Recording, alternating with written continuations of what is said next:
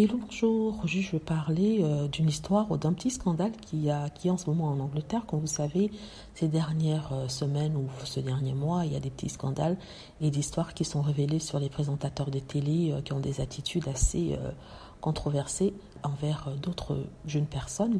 Donc ici, on parle de Dan Wootton. Je vous avais déjà parlé de lui dans une vidéo que j'avais postée il y a quelques jours de cela. Et je disais que je n'étais pas sûre si ça prendrait de longtemps ou ça passerait inaperçu. Apparemment, j'ai l'impression que les choses commencent à chauffer pour Dan Wootton. Il y a d'ailleurs un site internet de journalistes qui ont fait une enquête sur son comportement sur le net. Apparemment, Dan Wootton utilisait un nom d'emprunt en ligne afin de faire des propositions un peu salaces à des personnes qu'il rencontrait, de jeunes personnes, mais aussi des collègues. Il connaissait les sites internet sur lesquels allaient les collègues et leur proposait de l'argent contre des photos assez olé olé. Et une fois que ses collègues étaient tombés dans le panneau et avaient donné leurs photos, il utilisait ça pour leur faire du chantage et avoir des informations, n'est-ce pas? Et c'est une enquête qui a été faite, comme je le disais, par le magazine Byline Times, et ils ont dit qu'il a fait à plusieurs personnes, parle de plus de 18 personnes, et il y aura une deuxième partie de leur enquête qui sera publiée. Ils disent en fait que la police enquêtait depuis 2 ans au sujet de ces agissements-là suite aux plaintes déposées par des personnes qui ont été victimes de ce monsieur, et que c'est un comportement déplorable.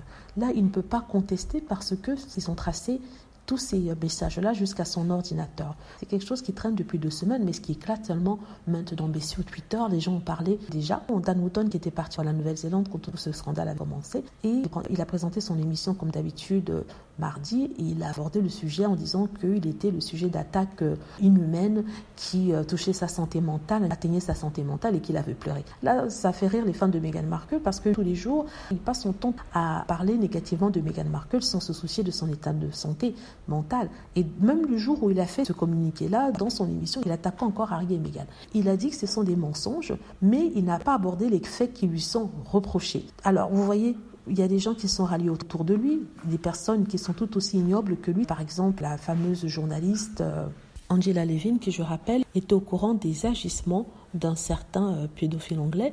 Elle n'a pas souhaité dénoncer celui-ci. Donc là, elle soutient Dan Wootton après avoir soutenu un autre journaliste accusé des faits similaires. Donc vous voyez le schéma que suit cette femme-là. D'autres de ses collègues l'ont soutenu, notamment ceux de JB News, la chaîne sur laquelle il officie, et ils ont parlé de son moral, de sa santé mentale et qu'il fallait respecter sa vie privée. Étrangement, c'est cette demande de respect qu'ils n'ont jamais fait quand il s'agissait de Meghan Markle.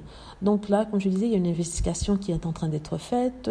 Pour l'instant, le Daily Mail et le Sun, qui sont 2 tabloïds pour lesquels il écrit, ont décidé de faire leur petite enquête aussi. Mais on sait qu'ils ne vont pas faire grand-chose parce qu'apparemment, il aurait des dossiers sur certaines personnes, notamment la famille royale, dont le prince William. Je rappelle que c'est lui qui avait révélé l'histoire du prince William et de Rose Ambery, n'est-ce pas, pour ensuite obtenir des faveurs de la famille royale pour que cette histoire soit mise au placard. Et depuis, on dit qu'il travaillerait avec le prince William et son équipe pour taper sur Meghan Markle. On dit justement qu'il a ce dossier sur le prince William, ce qui fait que malgré tout ce qui va sortir, tout ce qui est sorti, il est protégé par la presse. D'ailleurs, il y a eu très peu d'articles dessus. Pourtant, quand ça avait été, par exemple, notre sbire anti-Meghan, la presse en était donnée à cœur joie et avait écrit des tonnes sur lui, n'est-ce pas? Mais pour ce monsieur-ci, bon, pas grand-chose, sinon une petite annonce, l'enquête qui est faite à son sujet. L'autre soutien qu'il obtient, c'est ceux des anti-Meghan qui le soutiennent parce que pour eux, il est le pape de la haine envoyée contre Meghan, haine qu'ils soutiennent. Donc, s'il n'est plus là,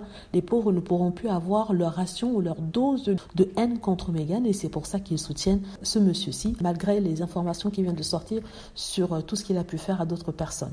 Et voilà, dites-moi ce que vous en pensez. J'espère que vous avez aimé la vidéo. N'hésitez pas à cliquer sur like si c'est le cas, à vous abonner pour plus de vidéos et à cliquer sur la petite cloche afin de être averti lorsque je poste une nouvelle vidéo. Merci.